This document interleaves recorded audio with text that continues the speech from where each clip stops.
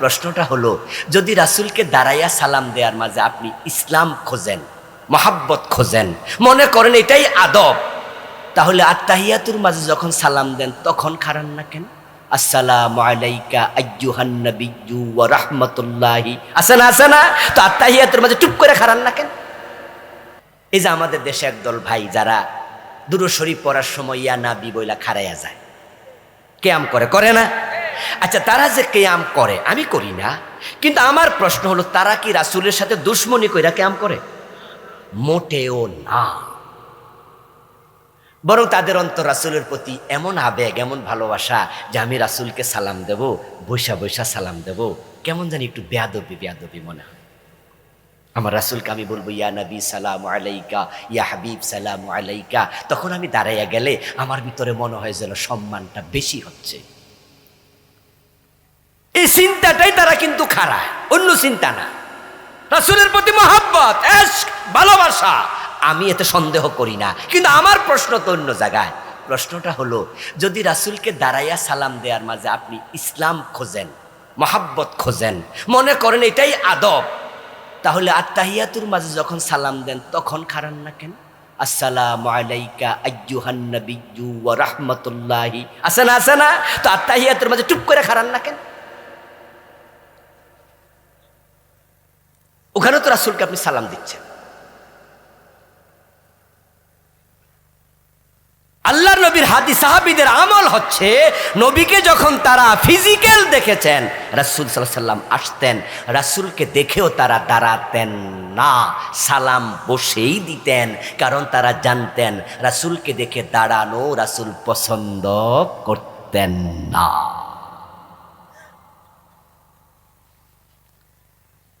এই যে আমরা আজকে বসে আছি, রাসূলুল্লাহ সাল্লাল্লাহু আলাইহি সাল্লাম যদি আজকে জীবিত থাকতেন, উনি এখন আসতেন, আমরা যদি দাঁড়াইয়া যেতাম, উনি অপছন্দ করতেন, বলতেন বসো, দাঁড়াইছো কেন?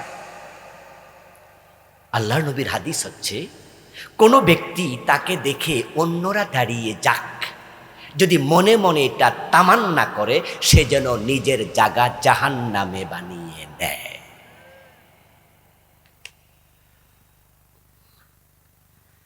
আমার দোস্ত, আপনি কিয়াম করলেন, দাঁড়ায়া গেলেন, আচ্ছা আপনার দাঁড়ানো, আপনি না হয় দাঁড়ালেন, কিন্তু ঝামেলা তো এখানে নয়, ঝামেলা তো হয়েছে, ধরেন আমি খারাইলাম না, এই যে আজকে এখানে আমরা আসি, যদি একজন হুজুর ইয়া নবী কইয়া খারাই যেত, আর আপনারাও সবাই খারাই যেতেন, আর আমি মনে মনে ভাবলাম যে আল্লাহর নবী পছন্দ করতেন না, আমি দাঁড়াবো না, আমি বসে আসি, তাহলে সবাই আমার দিকে চোখ বড় করে তাকায়া মনে মনে কইতো, দেখছো রাসূলের প্রতি কোনো মহাব্বত।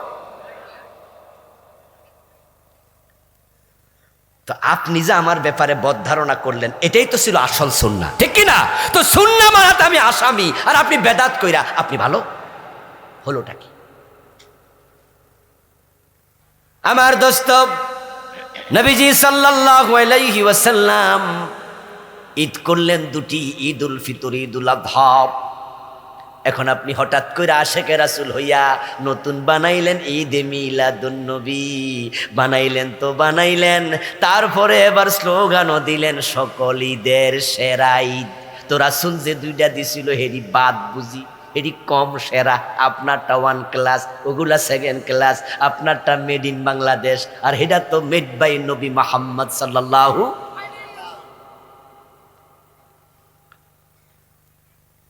ও মুসলমান, আপনার নামাজ, আপনার রোজা, আপনার হজ, আপনার যাকাত সব হবে আল্লাহর নবীর শিখানো স্টাইলে। ইমাম ভুল করেছে, পিছন দিয়ে আমরা দিলাম লোকমা।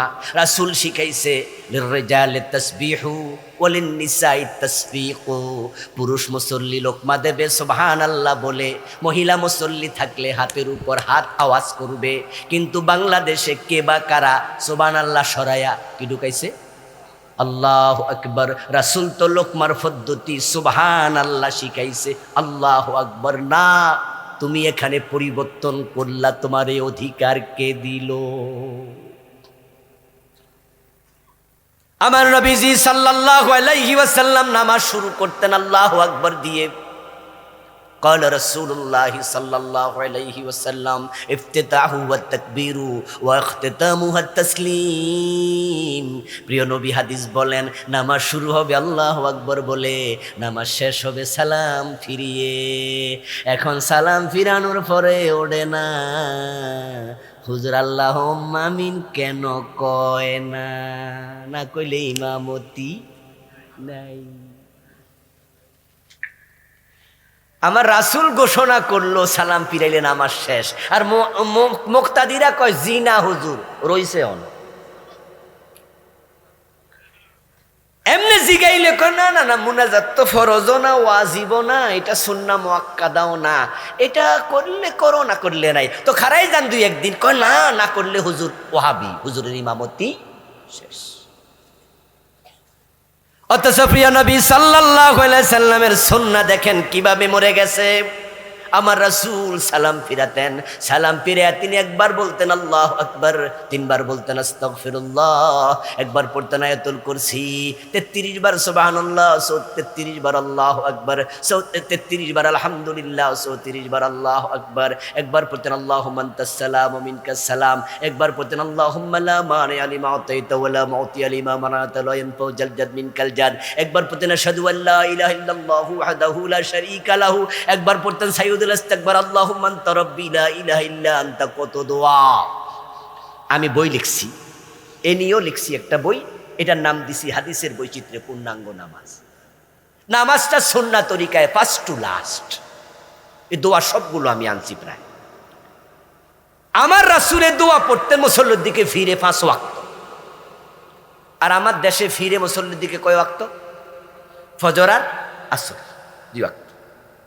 রাসূল ফিরতেন 5 ওয়াক্ত, ফিরে দোয়াগুলো পড়তেন সময় লাগাইয়া। আর আমাদের হাতে সময় নাই, আমরা সো মাচ বিজি। সালাম ফিরাইয়া আল্লাহুম্মা আমিন, এবং আল্লাহুম্মা আমিনের ধাক্কায় পরে যারা মাসবুক মুসল্লি, যাদের 1-2 রাকাত ছুটে গেছে, ওদের সূরা ফাতিহা ধাক্কা চড়ে ছুটে যায়। কারণ হুজুর তো মাইকে আওয়াজ কইরা কারো বাবারে জান্নাতে ফাড়াইতেছে, কারো বাবারে মারে জান্নাতে ফাড়াইতেছে। এখন হুজুর যে 1 মিনিট 30 সেকেন্ড লাগাইয়া 1.5 মিনিট লাগাইয়া এই দোয়া জোরে জোরে মারতাছে, আপনার যে 1 রাকাত ছুটে গেছে, আপনার তো কেরাত নষ্ট হয়ে যাচ্ছে। হারে ধাক্কা! এরকম অভিজ্ঞতা কি আপনাদের হয়নি? এমন 2-1 জায়গায় বিপদে ভরেন নাই? আমি পার্সোনালি পড়েছি। হুজুরের মাইকের সাউন্ড বক্সের আওয়াজে তো আমি কেরাত পড়তে পারতেছি না, আগাইতে পারছি না, ছুটে যাচ্ছে। আচ্ছা হুজুর, আপনার আমি প্রশ্ন করি, আপনি যে দোয়াটা করলেন এটা তো ফরজ না? কয় না। ওয়াজিব তো না? না। সুন্নতে মুআক্কাদা? কয় না। আমি যে কেরাত পড়ছি আমারটা কি ফরজ না? তা আপনার নফলের ধাক্কা আমার ফরজ যে ছুটলো, আপনার বিবেক কি বলে? আপনার কিসের নফলের ধাক্কা আমার ফরজ ছুটাচ্ছেন? তখন এবার কোন কোন হুজুর জবাব দেয়, এই জন্যই তো হুজুর আমি মুনাজাত করলো আস্তে আস্তে করি। হ্যাঁ, দেখবেন কিছু হুজুর কোনো আওয়াজ করে না, শুধুমাত্র হাত তুইলা আল্লাহুম্মা আমিন। তো কইছে কইয়া 30 সেকেন্ড পরে আবার কি কয়? আমিন। তো মুসল্লিরাও কি কয়? আমিন। আমিন শব্দের অর্থ হলো আল্লাহ তুমি কবুল করো, আল্লাহুম্মা তাকাব্বাল। তো আসমানের মালিক মুসল্লিদারে জিগায় যে হুজুরে কি কইছে তোরা শুনছত নি? তো আমি কি কবুল করতাম, তুই বুঝছত নি? কারণ হুজুর তো চুপ থেকে আমিন করছে, তো হুজুরেরটা হুজুর নয় বুঝলো, তুমি তো শোনোই নাই, তো কি আমিন? আমরা জবাবে কুমু আল্লাহ হুজুর যেটা কইছে হেডাই আমি। হুজুর রূপে আমাদের বিশ্বাস আছে না, এই জন্য হুজুর যে দোয়া করছে আল্লাহ হেডাই কবুল করো। ও আল্লাহ, তাই যদি হয় তাহলে হুজুর তো মাঝে মাঝে এমন দোয়া চালাইবো, সভাপতি চাকরি নট, কারণ বেতন বাড়ায় না সভাপতি অনেক দিন, আল্লাহ সভাপতি চাকরি খাইয়া দিলাম, সভাপতিও কয় আমি। বুঝাও আমিন না বুঝাও আমিন। এখন এই আমিনের ঠেলায় হুজুর আমিন বলল, আমিন মুখ মুছলো, দাঁড়িয়ে গেল সুন্নাহ পড়তে। মুসল্লিরাও 70-80% দাঁড়িয়ে গেল। আমার রাসূল যে সুন্নাহ দোয়াগুলা পড়তেন অধিকাংশ মুসল্লি জানেও না, পড়েও না। আমরা সকলেই আলহামদুলিল্লাহ কম বেশি আমল করার চেষ্টা করছি। বিশেষ করে এ রাতের প্রায় 10:30 বাজছে, এত রাতে যারা মাহফিলে বসে আছেন, এখানে যারা আছেন আশা করছি সকলে নামাজি মানুষ। বেনামাজি মানুষ এত রাত পর্যন্ত মাহফিলে থাকে না। দুই একজন যদি থাকে তাহলে এটা রেয়ার কেস, কিন্তু আমরা অধিকাংশই নামাজি। সামনে রমাদান, আমরা সকলে রোজাও রাখবো ইনশাআল্লাহ, ঠিক না? আমরা রোজাও রাখবো ইনশাআল্লাহ। আপনাদের মাথায় টুপি, মুখে দাড়ি, গায়ে পাঞ্জাবি, রাসূলুল্লাহ সুন্নাহ ধারণ করাই প্রমাণ করে আপনারা ভালো মানুষ। আমরা কম বেশি যে আমলগুলো করছি বাংলাদেশে, শুধু বাংলাদেশ না, এই উপমহাদেশে আমাদের আমলের মাঝে একটু ভেজাল ঢুকেছে। ভেজাল ঢুকেছে আমাদের ইমানেও, যার কারণে আমাদের দেশে অনেকেরই ইমানে প্রবলেম, আমল করে আমলেও প্রবলেম। ইমানের দাবি করছি আমরা 92%, এর আগে নাকি 90% ছিল।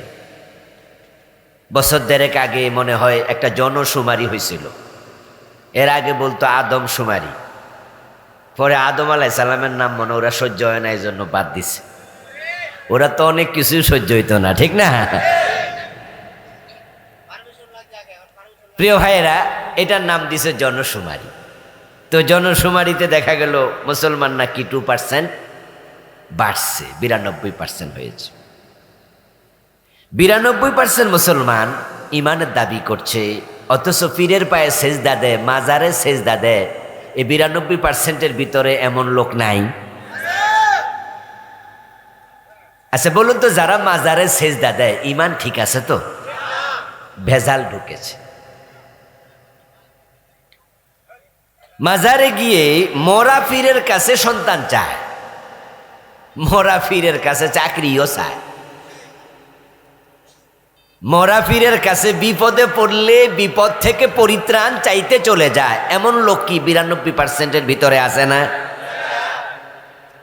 যারা মরা পীরের কাছে চায়, রিজিক চায়, চাকরি চায়, সন্তান চায়, তাদের ইমান ঠিক আছে না ভেজাল ঢুকছে? ভেজাল ঢুকেছে। ভেজাল যুক্ত ইমান পরিত্যাজ্য, ভেজাল মুক্ত ইমান হওয়া লাগবে। তো বাংলাদেশে, ইন্ডিয়ায়, ইরাকে, পাকিস্তানে ইমানের ভেজাল খুব বেশি, আমলের ভেজাল অভাব নাই। এখানের মানুষগুলোর মন খুব ভালো, আমরা একটু বেশি ইমোশনাল। পেঁয়াজ বেশি খাওয়ার কারণে কিনা সেটা আমার জানি না, হতেও পারে, কারণ আমাদের দেশে পেঁয়াজ ছাড়া কি তরকারি হয়? আমাদের ইমোশন একটু বেশি, যার কারণে আপনি দেখবেন যে দেশে যত টাইপের ফির আছে, মুরিদ কিন্তু অভাব নাই। আপনি আটরশি যান, দেখবেন যে মাঠ ভরা মুরিদ। আপনি সরমনায় যান, ওখানেও কি মুরিদের অভাব? সরসিনা গেলে, আচ্ছা মাইজ ভান্ডার গেলে মুরিদ নাই, ঠিক না? আছে সব জায়গায়। আপনি কেল্লা শাহের মাজারে যান, ব্রাহ্মণবাড়িয়াতে ওরসের সময় দেখবেন যে লাখ লাখ মানুষ। আমাদের অবস্থা হলো হেমিলিনের বাঁশিওয়ালার মতো, ও ফু দিছে আর ইন্দুর দৌড়াইছে এর পিছনে। আমরা ইমোশনের কারণে যে যেখান দিয়া বাঁশি বাজায় আমরা সবাই দৌড় মারি। অথচ ইমান এবং আমল এ দুটা হবে দলিল ভিত্তিক। দলিলের বাহিরে গিয়েছেন বরবাদ। কত মানুষ নামাজি, ইমান নাই, অভাব নাই, ইমানই নাই। এই উপমহাদেশে এটা বেশি। গাছ লাগাইলেন কিন্তু চারপাশে বেড়া দিলেন না, এই গাছ কিন্তু ছাগলে খাওয়ার সম্ভাবনা আছে। মাছ ধরলেন, ডুলায়ও রাখলেন, কিন্তু ডুলার যে তলা নাই সেটা খেয়াল করলেন না। সকালবেলা টান দিলেন, একটাও নাই। আমল করেছেন বেদাত যুক্ত। যারা বেদাতি হয় তাদের কোনো আমল আল্লাহ কবুল করেন না।